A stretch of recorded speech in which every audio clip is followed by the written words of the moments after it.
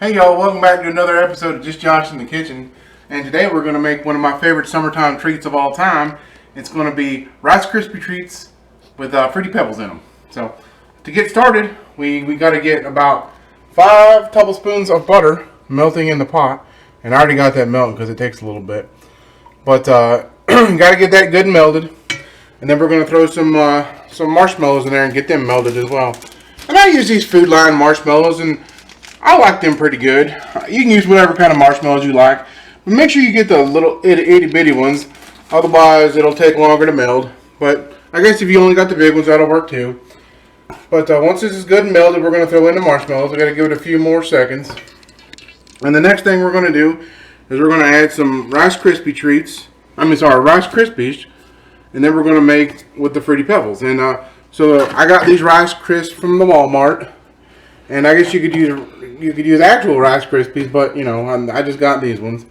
And then you had to use the Fruity Pebbles. And these are Fruity Pebbles. And for all you my fans overseas, if you ain't got the Fruity Pebbles, I suppose you could use whatever kind of like sweet or type of cereal y'all got over there. I don't know, Fruit Loops or Corn Pops or Captain Crunch or Sugar Smacks. You know, whatever you like. But I use the Fruity Pebbles just because that's what I like, and that's Shelly's favorite kind of cereal. So that's what we're going to be using today. Anyway, we got this butter. It's almost good and melted. It's almost there. Like I said, I got about 5 tablespoons of butter here. Don't worry about the ingredients. Like always, I'm going to put that down in the bottom of the description. And then, so this is good and melted. So what you're going to do then is you're going to take this bag of marshmallows. It's about 10 ounces. Probably a little bit less because I ate a couple. But throw them in there. And you want to get these good and melted up now.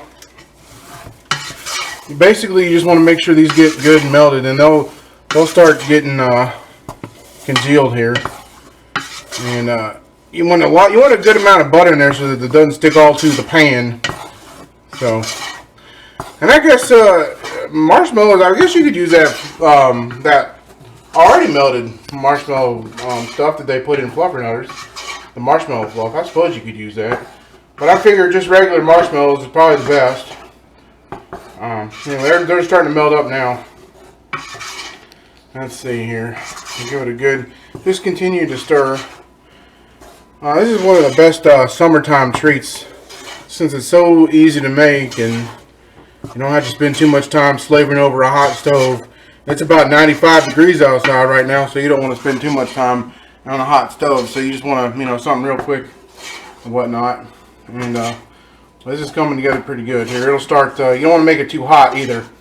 It'll start melting. All right.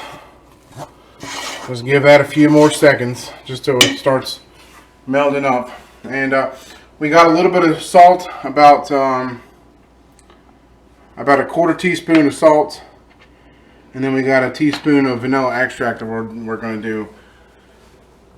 So when that starts melting, we'll put all these things together.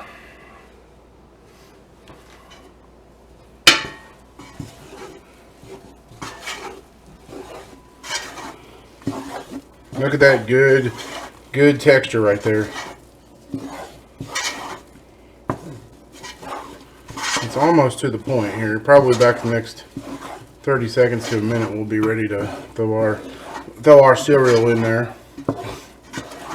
And this is good for the kids, or good to send them off to school with these things, or I don't know, send them to the troops overseas, or just eat them yourself like we're about to do. Generally we'd make a double batch, but this time, we only had enough cereal to make a single batch.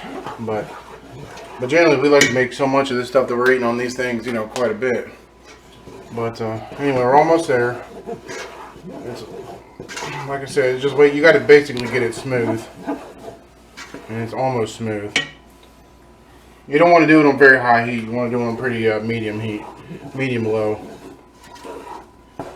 All right. Almost there. Just a few more seconds. Alright. Shelly, knock that off. Shelly really likes Fruity Pebbles. And I don't blame her. I like them too, but not as much as she does. Alright, so once you got it to about this consistency right here, you want to go ahead and turn your heat off and take it off the heat because you don't want it to burn. And then add the salt, add the vanilla extract, and we mix. Once you got that combined, you then want to add your Rice Krispy treats and kind of fold them in gently, as gently as you possibly can, I guess. And once those are mostly incorporated, like they are now, you want to again go ahead and add your Fruity Pebbles in. Basically, mix to combine. And that's about it. I just want to get these good and coated with marshmallow.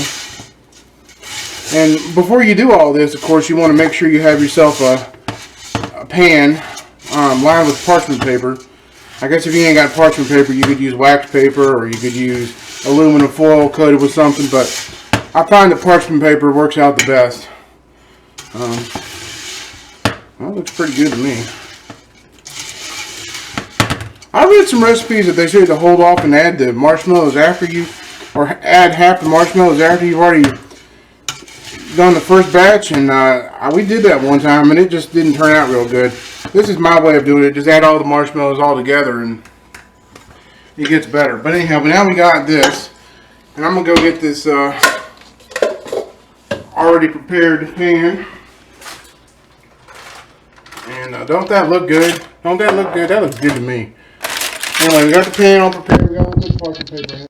Then we just throw it in there like this.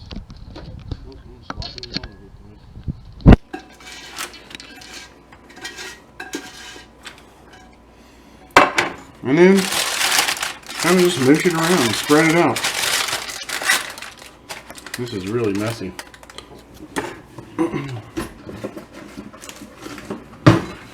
Grab you another piece of parchment paper and throw on top here.